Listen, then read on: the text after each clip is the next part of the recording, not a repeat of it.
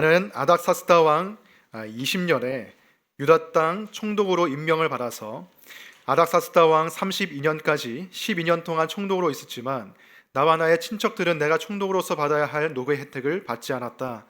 그런데 나보다 먼저 총독을 지낸 이들은 백성에게 힘겨운 세금을 물리고 양식과 포도주와 그 밖에 하루에 은 40세겔씩을 백성들에게서 거두어 들였다.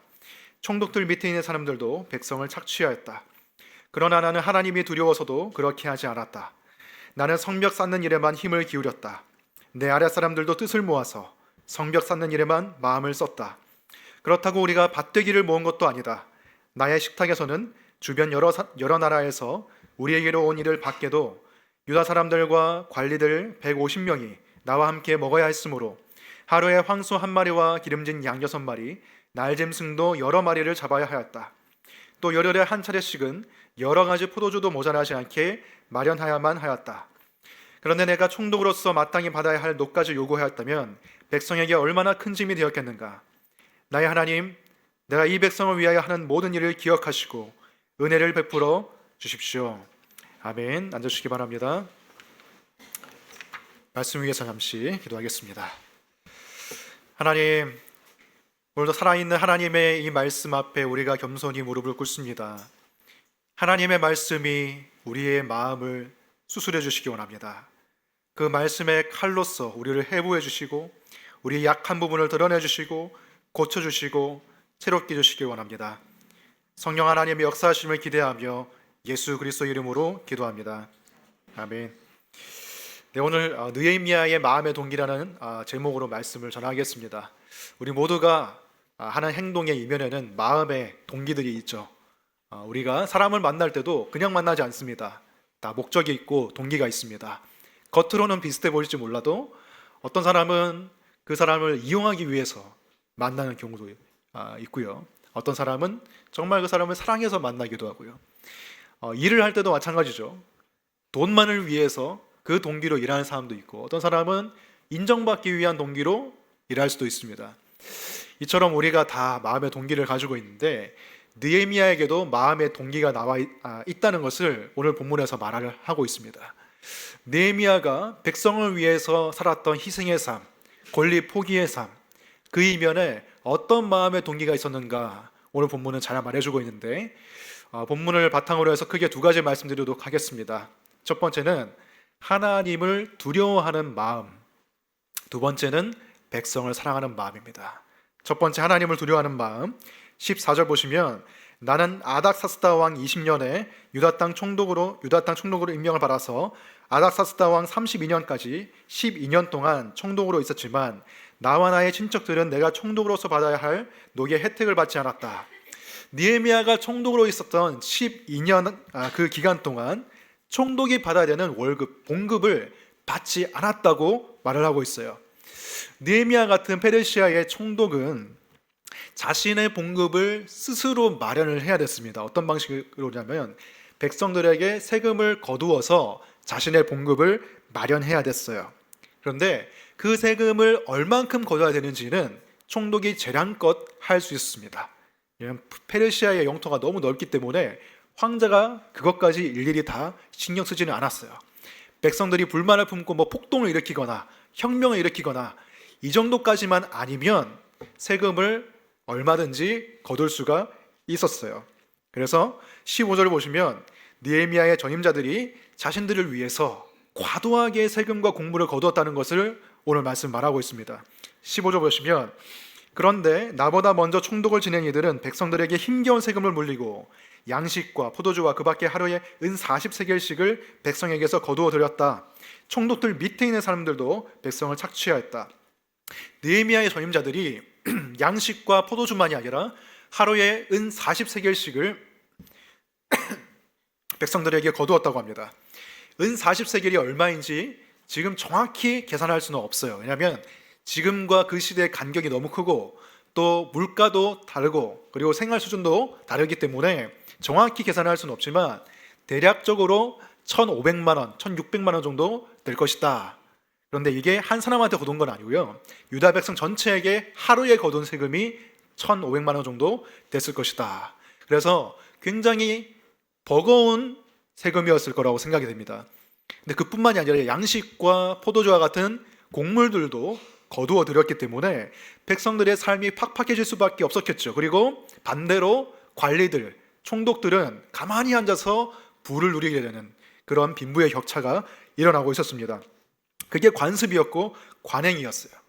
그런데 느헤미야는 이전의 총독들이 다 하던 대로 그렇게 하지 않았다는 거예요.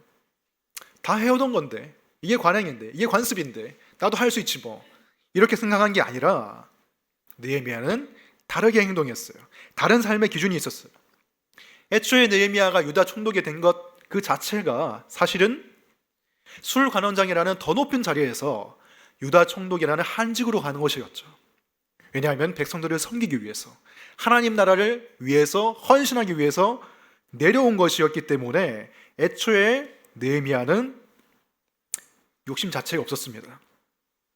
이런 느헤미야의 행동이 주변 사람들한테는 이해가 안 됐을 거예요. 뭐 전임 총독들이나 이런 사람들이 봤을 때는 느헤미야의 행동이 전혀 이해가 가지 않았을 거예요. 다 자기 성공하려고, 돈 벌려고, 자기 이익 추구를 위해서, 영광 추구를 위해서 다 살아가는데, 느헤미야한테는 어떤 마음의 동기가 있었길래 자기의 권리를 스스로 포기하고 자기 자유를 스스로 제한하는 그런 선택을 했을까? 15절 마지막 부분을 보시면 느헤미야의 마음이 나오고 있죠. 그러나 나는 하나님이 두려워서도 그렇게 하지 않았다.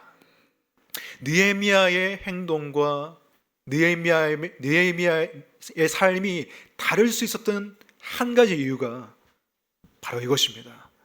하나님을 경외했다는 거예요. 하나님을 두려워했다는 거예요. 하나님을 경외한다, 하나님을 두려워한다는 게 무엇입니까? 영어 성경에는 fear of God이라고 되어 있습니다. 하나님을 무서워한다는 것인데, 사실 하나님이 성경에 보면 아버지이시다, 뭐 남편이시다, 친구이시다, 다양한 친밀한 용어들로 하나님을 설명하고 있지만 하나님의 본질적인 속성은 인간과 격차가 너무 커요. 그래서 하나님은 우리에게 두려우신 분입니다. 하나님을 태양에 비유할 수가 있어요. 태양은 우리에게 꼭 필요한 존재입니다. 태양이 없으면 다 죽어요. 저도 그렇고 여러분도 그렇고 동물과 식물, 이 땅에 있는 모든 생명체가 태양 에너지로부터 힘을 얻습니다. 태양이 없으면 다 죽어요. 하지만 반대로 태양에 너무 가까이 가면 어떻게 돼요? 태양이 생명을 주는 건 맞아요. 하지만 태양에 너무 가까이 가면 죽어버립니다. 태양이 악해서가 아니죠. 태양이 너무 위대하고 강하기 때문입니다.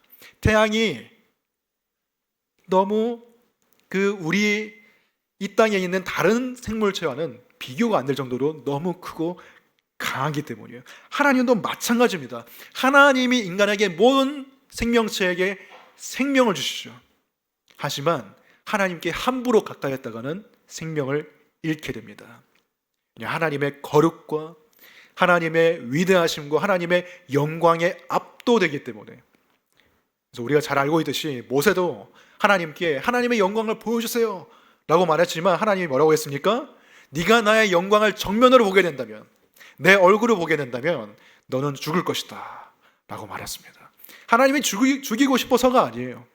인간과 하나님의 어쩔 수 없는 큰 격차 때문이에요. 그리고 하나님은 선과 악을 판단하세요. 선과 악의 기준이 인간에게 있지 않고 하나님에게 있습니다. 하나님이 선이라고 하면 그게 선이고 하나님이 악이라고 하면 그게 악인 거예요. 그 기준에 따라서 사람을 심판하세요. 인간에게 죄가 없다고 할지라도 인간과 그 창조자의 격차가 너무 커서 감히 하나님께 다가갈 수가 없는데, 죄 있는 인간은 어떻겠습니까? 하나님이 더 두려울 수밖에 없죠. 하나님은 죄를 미워하시고 용납하지 않으시니까. 하지만 지금 시대는 하나님을 두려워하는 사람이 많지 않은 것 같습니다. 하나님을 두려워하는 사람이 거의 없어요. 뭐 옛날에야 하늘을 두려워해라, 신이 있는 것을 두려워해라, 하늘을 두려워할 줄 알아라, 이런 말을 했지만 지금은 이런 말을 해도 콧방귀만 낄 뿐이고 먹혀들지가 않죠. 왜? 하나님이 없다고 생각하니까. 인간의 삶의 절대적인 기준을 제공하는 하나님이라는 존재, 신이라는 존재는 없다고 생각하기 때문에 이런 말이 먹히지가 않습니다.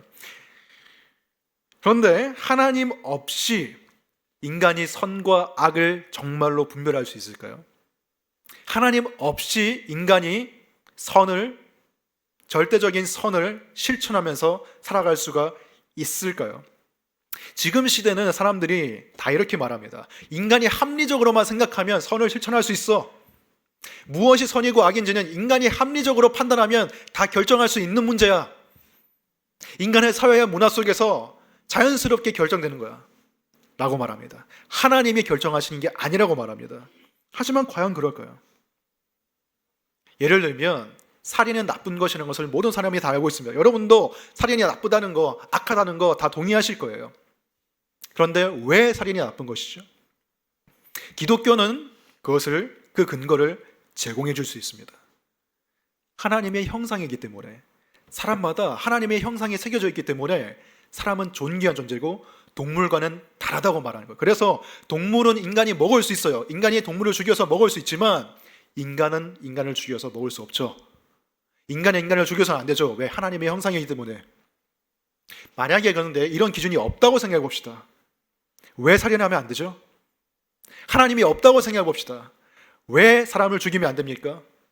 똑같이 동물이나 인간이나 한 조상을 가지고 있고 진화의 과정을 거쳐서 그렇게 발생한 생명체라면, 하나님이 없다면 왜 원숭이는 죽여도 되고 왜 인간은 죽이면 안 되죠? 왜 가축은 죽여도 되고 왜 인간은 죽이면 안 됩니까? 인간이 뇌가 좀 더 클 뿐이죠, 사실. 그 근거를 사람들이 말하지 못해요. 만약에 선악의 기준이라는 것이 인간이 정할 수 있는 것이라면 인간이 뒤집을 수도 있는 것입니다. 그런 일이 2차 세계대전 때 실제로 일어난 거예요. 히틀러가, 나치가 그렇게 주장한 거예요. 유대인은 인간이 아니야. 유대인은 덜 진화됐어. 유대인은 열등해. 그러니까 죽여도 돼. 수백만의 유대인들이 죽었습니다. 그러한 일이 또 일어날 수도 있는 거예요. 하나님을 절대적인 기준으로 삼지 않으면 인간은 점점 더 이기적이고 자기 중심적으로 판단하고 살아갈 수밖에 없어요. 인간이 그런 존재예요. 어떤 사람은 이렇게 말합니다. 꼭 하나님 믿지 않아도 합리적으로 판단하면 선을 행하고 서로 배려하고 사랑하며 살 수 있어. 과연 그럴까요? 선과 악을 분별하고 선을 행하는 것이 인간의 합리성에서 나오는 것일까요? 랭던 길키라는 사람이 있습니다. 그 사람이 산둥수용서라는 책을 썼어요. 거기서 실제로 갇혔다가 이제 그 경험을 바탕으로 책을 썼어요. 그 책을 보면 이제 랭던 길키라는 사람은 하버드를 졸업한 아주 우수한 인재였습니다. 그 사람은 인본주의적인 마음을 가지고 있었어요. 인본주의적이라는 것은 이제 인간이 모든 걸 할 수 있다는 거예요. 인간은 선하고 합리적이고 위대한 존재이기 때문에 인간이 마음만 먹으면 어떤 환경에서든지 그것을 개척하고 살아남을 수 있다. 인간은 선하다, 가능성이 무궁무진하다, 이런 마음을 가지고 있었어요. 그래서 수용소에 이제 갇히게 됐어요. 일본군의 포로가 돼가지고 수용소에 2,000명의 사람들이 갇히게 됐습니다. 각양각색의 사람들이 모였겠죠. 다양한 직업군이 있겠죠. 그래서 수용소 생활 초기에는 랭던 길키가 자기의 생각이 맞다고 생각했어요. 인간은 위대해요. 왜냐하면 다양한 사람들이 모여가지고 그 열악한 수용소의 환경을 개선시키기 시작한 거예요. 벽을 쌓아 올리고 화덕을 만들고 배우와 음악가들은 공연을 하고, 수용소인데도 인간이 마음만 먹으니까 이렇게 좋아질 수가 있구나. 인간에 대한 희망에 부풀어 올랐습니다. 그런데 시간이 지날수록 그것이 틀렸다는 것이 증명이 됐어요.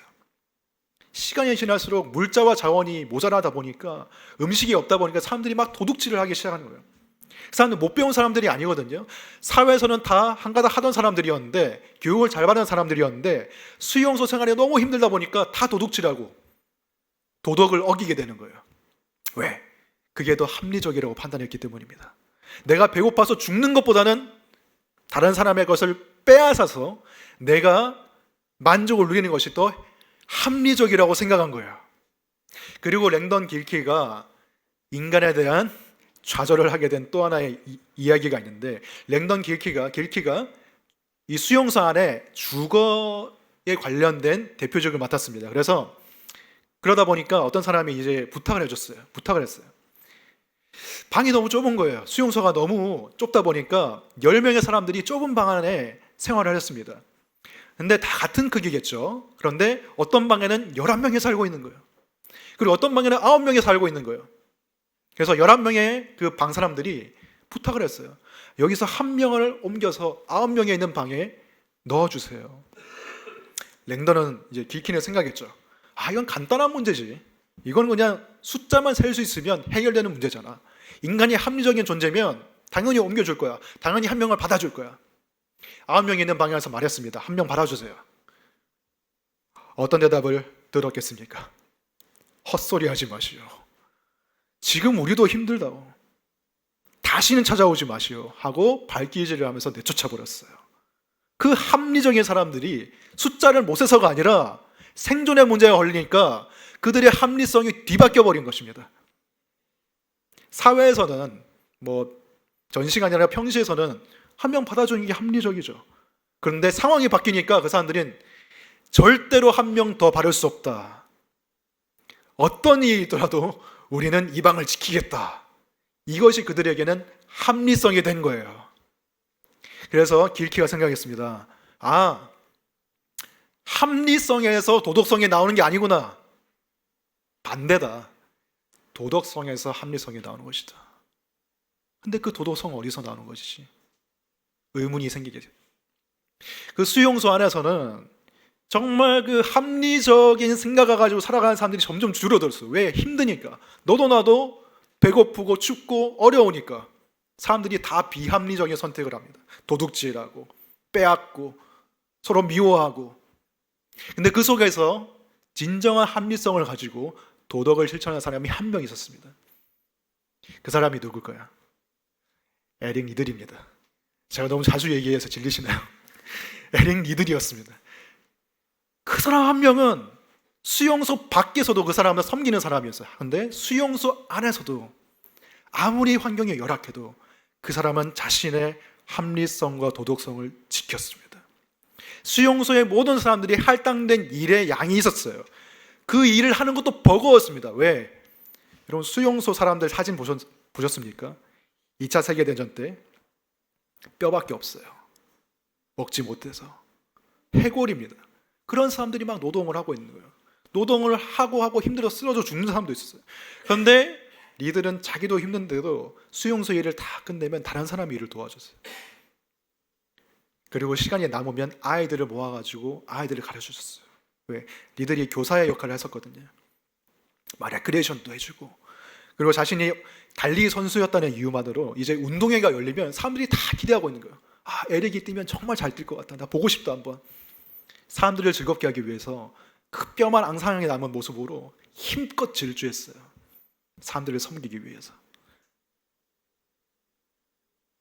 모두가 힘들고 어렵고 모두가 아파하고 어려울 때 그때 사실은 더 희생하고 섬기는 게 필요하죠. 더 사랑하고 배려하는 게 필요하죠. 그게 합리적이죠. 그런데 사람들은 그것을 다 저버렸습니다. 근데 에릭 리들은 그렇게 하지 않았어요. 힘들기 때문에 다른 사람들을 더 섬겨줬습니다. 그가 그렇게 할 수 있었던 한 가지 이유가 무엇입니까? 그가 하나님을 두려워하는 사람이었기 때문입니다. 그가 하나님을 경외하는 사람이었기 때문이에요. 하나님을 경외하는 사람이었기 때문에 상황에 상관없이 도덕성을 지킬 수가 있었던 것입니다. 진정한 지혜가 무엇인지 아십니까? 진정한 지혜는 꾸준함이고 일관성이에요. 상황에 따라서 달라지지 않는 거예요. 자기 신념을 지키는 것이, 그것이 진정한 지혜입니다. 누가 가장 지혜로운 사람입니까? 다른 사람의 물건을 빼앗으면서 자신을 채운 사람입니까? 아니면 섬기는 사람입니까? 진짜 지혜는 하나님을 경외하는 데서 나오는 거예요. 느헤미야가 진정한 지혜자입니까? 아니면 자기 배를 채우고 자신이 치부한 백성들을 착취해서 자신의 재산을 모은 총독들이 지혜로운 사람입니까? 답을 아실 것입니다. 느헤미야가 지혜로운 사람이에요. 왜? 그가 하나님을 경외했기 때문입니다. 잠언에서 말하고 있습니다. 잠언 9장 10절 보시면 주님을 경외하는 것이 지혜의 근본이요 거룩하신 이를 아는 것이 슬기의 근본이다. 하나님을 경외하는 것이 여러분의 삶의 목표가 되길 바랍니다. 이것은 하루아침에 되는 것이 아니죠. 왜냐하면 하나님은 눈에 보이지 않으니까요. 사람은 눈에 보여요. 그래서 우리는 사람에 따라 달라져요. 환경에 따라 달라져요. 하지만 눈에 보이지 않는 하나님을 우리가 경외할 때, 말씀을 붙잡고 하나님을 믿으면서 바라보면서 그분을 두려워하면서 살 때 우리의 삶에 진정한 지혜가 싹 트는 거예요. 상황에 따라서 휘둘리지 않는, 사람에 따라서, 환경에 따라서 휘둘리지 않는 진정한 숭고한 신념과 도덕성이 우리 안에 생길 수가 있습니다. 그래서 이 사회를 보세요. 세상을 보세요. 많이 교육받고 똑똑하고 좋은 학교 나오고 그런 사람들이 사실 더 큰 악을 저지르죠. 가장 지혜롭게 보이는 사람들이 가장 더 타락합니다. 하나님을 경외하는 것이 지혜입니다. 세상적으로 내가 똑똑해지고 돈 많이 벌고 많이 이루고 성공하고, 세상적으로는 그게 지혜일지 몰라도 진정한 지혜는 하나님을 경외하는 거예요. 여러분의 자녀가 하나님을 경외하는 자가 되는 것이, 그렇게 교육하고 기도하는 것이 부모로서 해줄 수 있는 가장 좋은 일이 아닐까 생각됩니다. 만일 느헤미야가 내가 이렇게 봉급을 받지 않고 내 스스로 권리를 포기하고 백성들을 섬기는데 그렇게 하면 사람들이 나를 좋게 봐주고 나를 우러러 봐주겠지, 이런 마음의 동기로 시작했다면 그 일을 12년 동안 꾸준히 할 수는 없었을 거예요. 왜? 사람은 변하니까. 1년, 2년, 3년 지나면 사람들은 당연하게 여기기 시작합니다. 그래, 느헤미야가 착한 게 하루 이틀이냐, 총독의 녹을 받지 않는 게 하루 이틀이냐, 나중엔 당연하게 돼요. 감사하지 않아요. 사람들이 더 이상 느헤미야를 존경하지 않아요. 싫어하는 사람도 생겨요. 그렇게 되면 느헤미야의 마음이 흔들릴 수 있겠죠. 사람을 보고 시작했다면. 하지만 느헤미야는 흔들림 없이 12년 동안 자신의 총독 기간, 재임 기간 내내 그 권리 포기를 유지를 했습니다. 왜? 그의 신념과 그의 마음의 동기는 사람에게 있지 않고 하나님에게 있었기 때문에. 19절 보시면 느헤미야가 기도하죠. 나의 하나님, 내가 이 백성을 위하여 하는 모든 일을 기억하시고 은혜를 베풀어 주십시오. 나를 기억해 주십시오. 느헤미야가 지금 원하는 건 한 가지밖에 없어요. 하나님이 저를 기억해 주십시오. 하나님만 저를 기억해 주시면 됩니다. 사람들이 다 나를 잊어버리고 나한테 등을 돌려도 하나님만 나에게 기억해 주시고 하나님만 나를 주목해 주신다면 나는 이 일을 계속할 수 있습니다. 하나님을 바라볼 수 있도록 은혜를 베풀어 주십시오. 이 기도를 하고 있는 거예요. 우리도 다 이 기도를 했으면 좋겠습니다. 사람을 바라보면서 내가 사람한테 기억돼야지, 사람의 마음에 어떤 임팩트를 남겨야지, 그게 필요할 수도 있지만 그게 목적이 돼서는 안 되는 거예요. 하나님을 향해서 하나님 바라보고 가면 사람의 인정도 따라올 수도 있는 것이죠. 안 따라올 수도 있지만 하나님을 두려워하는 사람이 되시기 바랍니다. 그리고 하나님께 기억되는 사람이 되시기 바라요. 두 번째로 느헤미야가 가지고 있던 마음의 동기는 백성들을 향한 사랑이었어요. 16절 보시면 나는 성벽 쌓는 일에만 힘을 기울였다. 내 아래 사람들도 뜻을 모아서 성벽 쌓는 일에만 마음을 썼다. 그렇다고 우리가 밭대기를 모은 것도 아니다. 느헤미야는 뚜렷한 목적 의식을 가지고 있었습니다. 내가 총독으로 있는 이유가 무엇이냐? 성벽을 쌓기 위해서지. 나는 성벽을 쌓으러 이 자리에 왔지. 처음에 목표를 세운 게 나중에는 흔들릴 수 있습니다. 상황에 따라서, 환경에 따라서. 근데 느헤미야는 변하지 않았어요. 성벽을 쌓는 게 나한테는 가장 중요해. 그 일에 몰두했어요. 느헤미야는 다른 총독들처럼 그냥 사무실에 앉아가지고 볼펜만 튕기면서 그렇게 있지 않았어요. 보고만 받지 않았어요. 현장에 직접 나가서 직접 지휘하고 현장에 나가서 사람들을 격려해주고 기도해주고, 사람들도 무장을 했지만 느헤미야도 무장을 했습니다. 솔선수범했죠. 백성들을 생각했기 때문에. 그리고 느헤미야는 밭대기를 모으지 않았다라고 말하고 있습니다. 귀족들과 관리들은 그 어려운 상황을 틈타서 백성들의 고열을 짜내서 그들을 착취해서 그 땅을 다 사들였지만 느헤미야는 그렇게 하지 않았다는 거예요. 그럴 권력이 있었지만 그렇게 하지 않았습니다. 느헤미야의 관심은 자기 안락함이 아니었어요. 내가 편하게 살자고 지금 총독한 게 아니에요. 반대예요. 내가 좀 어렵고 힘들게 살더라도 나는 하나님을 위해 살고 나는 백성들을 위해 살겠다. 이 마음이 있었던 것이죠. 이외에도 느헤미야는 자신이 챙겨야 하는 사람들이 너무 많았습니다.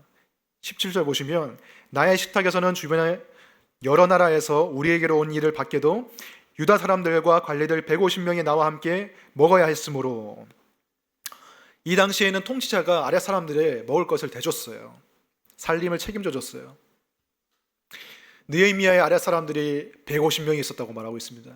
그 사람들에게 다 먹을 것을 대줬어요. 그리고 여러 나라에서 외교 사절이 오면 또 음식을 대접해 줬습니다. 거기에 드는 음식의 양이 어마어마했다고 말하고 있습니다. 18절 보시면 하루에 황소 1마리와 기름진 양 6마리, 날짐승도 여러 마리를 잡아야 했다. 소 1마리, 그리고 날짐승은 이제 날개 달린 그런 그 짐승들 말하는 거죠. 또 열흘에 한 차례씩은 여러 가지 포도주도 모자라지 않게 마련해야만 했다. 그런데 내가 총독으로서 마땅히 받아야 할 녹까지 요구해야 했다면 백성에게 얼마나 큰 짐이 되었겠는가. 여기서 세번역 성경의 번역이 약간 좀 제가 생각이 조금 아쉬운 것 같아요. 왜냐하면 세번역 성경을 읽으면 느헤미야가 이 많은 음식을 마련하기 위해서도 세금을 걷었지만 총독의 녹을 받기 위해서는 세금을 안 걷었구나, 이렇게 이해할 수가 있는데, 사실은 그게 아니라 다른 거의 모든 번역본들은 이렇게 번역하고 있습니다. 이렇게 음식이 많이 드는데도 불구하고 나는 총독의 녹을 요구하지 않았다. 무슨 말이냐면 이 음식을 다 느헤미야의 자기 돈을 털어서 대접했다는 거예요. 자기 사재를 털어서 사람들을 먹여 살렸다는 거예요. 그런데도 불구하고 총독의 녹을 받지 않았다고 말하고 있습니다. 어떻게 이게 가능했을까요? 사람들이 여러 가지 추측을 하는데, 어떤 사람은 이렇게 말합니다. 느헤미야가 타고난 금수저였다. 그러니까 느헤미야가 집안이 너무 좋았다는 거예요. 두 번째는 느헤미야가 술 관원장할 때 이미 돈을 많이 모아놨다라고 말하는 경우도 있습니다. 세 번째는 느헤미야가 백성들에게 세금을 걸어서 총독의 녹을 받지는 않았지만 황제가 주는 그 월급이 따로 있었다라고 추측을 하기도 해요. 근데 어느 게 됐던 간에, 어떤 경우이든 간에 느헤미야가 엄청난 희생을 한 것은 맞습니다. 그건 분명해요. 느헤미야는 자신의 것을 아낌없이 내어줬어요. 그러면서도 총독의 녹을 받지 않았어요. 그 이유가 무엇인가? 그 마음의 동기가 무엇인가? 18절 마지막 부분에 나와 있죠. 백성들에게 얼마나 큰 짐이 되었겠는가. 느헤미야의 마음은 한편으로는 하나님께 가 있었고 한편으로는 백성들에게 가 있었어요. 백성들을 이용하기 위한 관심이 아니라 백성들을 섬기기 위해서. 백성들에게 얼마나 큰 짐이 되었겠는가. 백성들의 마음이 느헤미야에게 와닿았던 거예요. 이것은 백성들을 사랑하지 않으면 그렇게 될 수가 없어요. 여러분, 사랑을 하면 자연스럽게 권리를 포기하게 되죠. 제가 예를 하나 들어드리자면, 이건 그냥 사소한 예인데 원리를 얘기하기 위해서 말씀드리는 겁니다. 제가 고향이 경남 양산입니다. 그래서 오랫동안 거기에 살았죠. 중학교 때까지. 그리고 고등학교도 경상남도에서 나왔습니다. 그렇기 때문에 저한테 가장 편한 말은 뭘까요? 경상도 사투리입니다.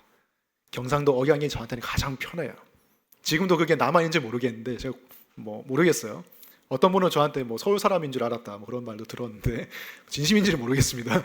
네, 아무튼 경상도 사투리가 제일 편해요.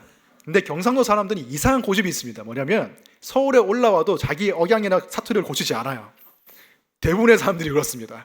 우리 교회도 몇 명 있습니다. 제가 알기로는. 제가 그래서 고등학교 때 기숙사 생활하고 대학교 때도 기숙사 생활했는데 경상도 애들은 꼭 사투리를 계속 써요. 그리고 엄청 시끄러워요. 그리고 자기 사투리를 굽히지 않고 오히려 다른 지방 출신들, 서울 사람들, 이런 사람들이 사투리를 쓰게 만듭니다. 경상도 사투리를 전염을 시켜요. 자기는 절대 굽히지 않아요. 약간 이런 마음이 있는 것 같아요. 내가 왜 서울에 와서 내가 사투리를 안 써야 되나? 이런 마음이 약간 그 경상도 사나이들의 이상한 마음이 고집이 있는 거예요. 저도 약간 그런 마음이 있었던 것 같아요. 그래서 연애를 할 때 제가 사투리를 종종 썼던 것 같아요. 저도 모르겠지만 억양을 강하게 썼던 것 같아요. 그렇게 하니까 지금 제 안에 당시 여자친구가 너무 싫어하는 거예요. 경기를 막 일으키는 거예요. 화난 것 같아. 싸우는 것 같아. 좀 그만 좀 써라고 그 말투를. 싸우는 것 같다고. 무심한 것 같다고. 그래서 제가 아니 나는 거기서 자라나서 그렇게 쓰는 건데 뭐가 문제냐. 근데 제가 그걸 포기를 했죠. 내려놓았죠. 왜냐하면 사랑하니까요. 내가 사랑하는 사람이 그것을 원하니까 내가 내려놓을 수밖에 없는 거죠. 물론 지금 다 내려놓지는 못한 것 같아요. 아직도 남아있는 것 같습니다. 아무튼 그래요. 사랑하면은 내려놓게 되는 거예요. 사랑하면 포기하게 되는 거예요. 사랑하면 양보하게 되고 희생하게 됩니다. 하나님을 사랑하면 하나님을 위해서 여러분의 삶을 내어드리게 됩니다. 공동체를 사랑하면 공동체를 위해서 여러분의 삶을 내어주게 됩니다. 헌금 왜 합니까? 하나님을 사랑해서. 그리고 우리 공동체를 사랑하기 때문이죠. 복음을 함께 믿고 함께 실천하고 함께 신앙을 나누고 이 공동체가 너무 소중하기 때문에 사랑하기 때문에 이 공동체가 유지가 되고 더 자라나기를 원하는 마음이 있기 때문에 우리가 헌금을 하는 거죠. 사랑 때문이잖아요. 그리고 그렇게 돼야 되는 거죠. 사랑하면 내려놓게 되고 포기하게 됩니다. 우리에게 필요한 것은 사랑이에요. 희생, 섬김, 봉사, 그 행위 자체보다 중요한 것은 그 이면에 있는 마음의 동기입니다. 사랑입니다. 사랑이 없으면 그 행위가 나중에 다 뒤틀리게 됩니다. 다른 목적으로 뒤틀리게 됩니다. 나를 위한 것으로, 나의 유익을 위한 것으로. 그래서 사도 바울이 뭐라고 말했습니까? 사랑은 나의 유익을 구하지 않는 것이다. 그리고 사랑은 내가 사랑을 하지 않는다면, 사랑이 없으면 나는 아무것도 아니다라고 말했습니다. 사랑이 없이 많은 것을 해봤자 나는 아무것도 아니다. 사랑이 없으면 내 인생은 의미가 없다고 말하는 거예요. 사랑이 없으면 내가 얼마나 많은 것을 이루었던 간에 사랑이 없으면 허무에 부딪히고 마는 것이죠. 어떤 사람들은 오직 자신이 잘 되고 잘 살고 돈 많이 모으고 즐겁고 행복하게 사는 것에만 매몰되어 있습니다. 그것이 삶의 목적입니다. 그것이 모든 것의 동기입니다. 나의 유익, 조금 더 확장하면 내 가족의 유익, 그 울타리 안에서만 살아가죠. 근데 거기서는 참된 인생의 의미를 발견하기가 무척 어렵고 더 나아가서 불가능할 것입니다. 오스카 와일드라는 영국 작가가 이렇게 말했습니다. 인간에게는 두 가지 비극이 있다. 하나는 자신이 원하는 것을 갖지 못하는 것이고 다른 하나는 자신이 원하는 것을 갖는 것이다. 인간에게 두 가지 비극이 있대요. 자기가 원하는 것을 갖기 위해서 열심히 노력하는데도 그것을 갖지 못할 때 찾아오는 그 고통과 아픔. 그런데 또 한 가지는 내가 정말로 원하는 것을 얻었음에도 불구하고 내가 그토록 원했던 만족과 기쁨이 안개처럼 사라질 때, 신기루처럼 없어질 때 오는 그 인생의 허무함과 고통이 있다는 것입니다. 인생의 의미는 자신을 넘어서서 더 큰 뜻에, 더 큰 무언가에 나 자신을 드릴 때 인생의 의미가 주어지는 거예요. 나를 넘어선 이웃, 나를 넘어선 공동체, 나를 넘어선 하나님, 그분께 나의 인생을 드릴 때만 내 인생이 진정 의미가 있어지는 것입니다. 그런 면에서 교회는 여러분이 인생의 의미를 발견할 수 있도록 하나님이 주신 공동체라고 생각해요. 우리가 하나님의 부르심을 받아서 이곳에 다 모였어요. 다른 이유가 없습니다. 여러분이 무슨 금전적인 이익을 위해서 이곳에 온 것은 아니죠. 사업상의 이익을 위해서 온 건 아니죠. 어떤 같은 취미 활동하려고 모인 거 아니죠. 오직 그리스도의 이름 안에서 우리는 모였습니다. 다른 이익 관계가 결부되어 있지 않아요. 그냥 그리스도, 예수 그리스도 그분만으로 우리는 모인 거예요. 교회라는 테두리가 아니면 사실 관계없는 사람들이 얼마나 많아요. 그런데 우리는 그 사람을 위해서 섬기고 희생하고 나의 물질을 내어주고 내 시간을 나눠주고 내 에너지를 투자합니다. 그게 어떻게 보면 진짜 사랑이죠. 조건 없는 사랑. 예수 그리스도 그 한 분이라는 이유만으로 우리가 서로를 섬기고 사랑하는 거예요. 그래서 교회에서 우리가 사실 사랑이라는 것을 가장 잘 실천할 수가 있다고 생각하고 인생의 의미를 또 배울 수 있다고 생각합니다. 느헤미야도 그랬죠. 페르시아에서 오랫동안 살았기 때문에 이스라엘 본토에 있는 사람들과는 별로 관계가 없었어요. 하지만 하나님 때문에 자신의 것을 내려놓고 본토 땅으로 돌아간 거죠. 그렇기 때문에 느헤미야는 의미 있는 삶을 산 거예요. 의미 있는 삶이 목적이 아닙니다. 사랑이 목적이에요. 하지만 사랑하면 의미 있는 삶이 따라오는 것이죠. 여러분이 이 공동체를 위해서 여러분의 시간과 물질과 에너지를 내어놓고 나눠주는 삶을 살게 되면 여러분은 여러분의 삶에서 포기한 것보다 더 많은 것을 얻게 될 거예요. 사실 나는 내 것을 내어준다고 했지만 사실 얻는 게 더 많을 거예요. 그래서 예수님께서 사도행전 20장 35절에서 말씀하셨습니다. 굵은 글씨 보시면 주는 것이 받는 것보다 더 복이 있다. 받는 게 더 복이 있는 게 아니라 줄 때 오히려 더 큰 복을 누린다는 거예요.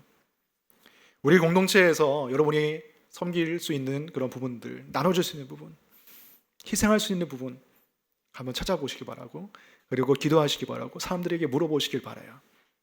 물론 인생의 어떤 특정한 시기에는 그게 잘 안 될 수도 있습니다. 나나 가족에게 좀 더 집중해야 되는 인생의 그 특정한 시기들이 있지만 하나님께서 거기에 머물길 원하시지 않으시죠. 중요한 것은 우리가 자기 중심성에서 좀 더 벗어나는 거예요. 조금이라도 나의 테두리를 넘어가는 거예요. 일단 내 마음의 동기부터 그렇게 돼야 되는 거예요. 나만을 위한 사랑이 아니라 하나님을 향한, 그리고 공동체를 향한 사랑이 더 이렇게 번져 나가야 되는 것이죠. 물론 우리가 계속 내가 주려고만 생각하면 얼마나 힘듭니까? 우리 안에는 그런 마음이 사실 많지 않은데요. 교회에서 여러 가지로 봉사할 때 케어그룹 리더, 주일학교, 아이돌봄이, 찬양팀, 성가대, 여러 가지 사역팀 또는 집사나 장로님이나 여러 직분자들로 섬길 때에 주려고만 하면 얼마나 힘들어요. 힘이 빠질 수 있습니다. 사람들이 별로 알아주지 않는 것처럼 느껴질 수 있어요. 하지만 다시 한번 느헤미야의 그 마음을 한번 보겠습니다. 다시 한번 19절에 보시면 나의 하나님, 내가 이 백성을 위하여 하는 모든 일을 기억하시고 은혜를 베풀어 주십시오. 느헤미야가 구했던 것은 한 가지였죠. 하나님의 은혜입니다. 하나님의 은혜로 나를 채워주십시오. 그게 내가 먹을 양식입니다. 그것이 나의 힘의 원천입니다.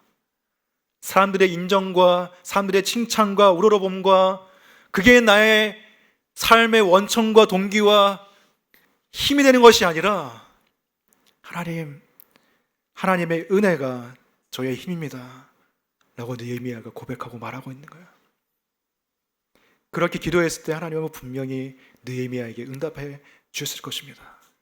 하나님의 사랑이 부어져서 느헤미야의 마음을 위로해 줄 수도 있고요, 때로는 하나님께서 사람들을 사용해서 느헤미야를 위로해 주셨을 거라고 생각합니다.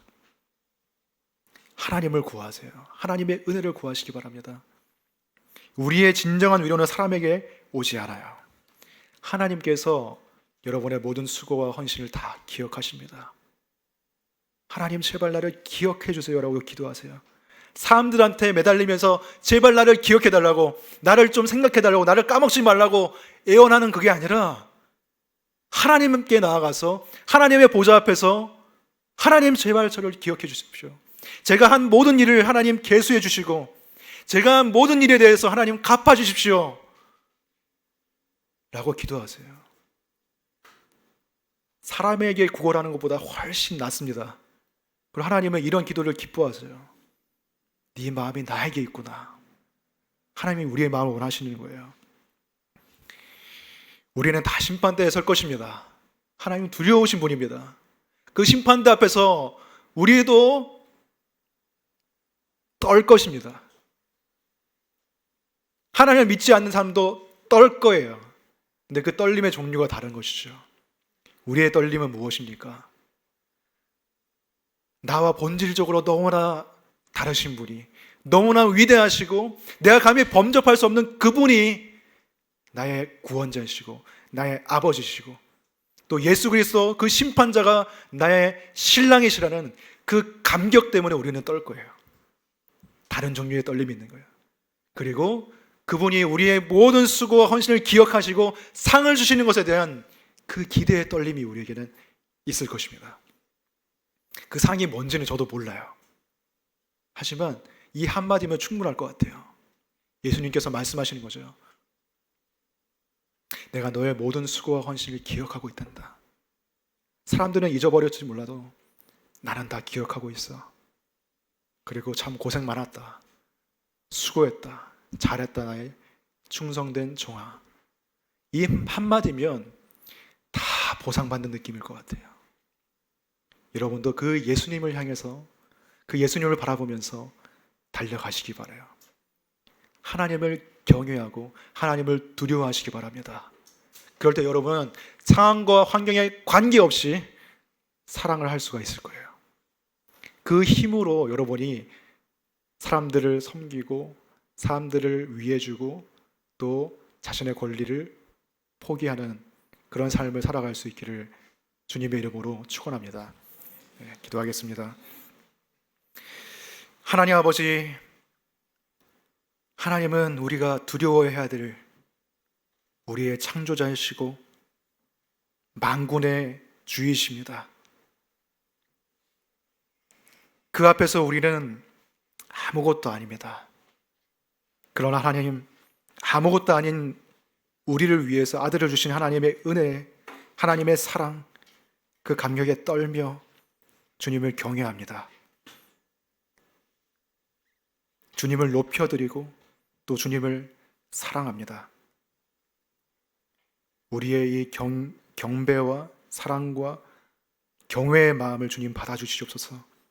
우리의 평생의 소원이 하나님을 경외하는 자가, 하나님을 두려워하는 자가 되는 것이 되게 해주시옵소서. 어떤 상황에서도 하나님의 말씀에 순종할 수 있는 그 마음을 허락해 주시고, 느헤미야가 백성들을 생각하며 사랑하며 섬길 때에 그 인생이 진정으로 의미 있어지고 가치 있어진 것을 우리가 보았습니다.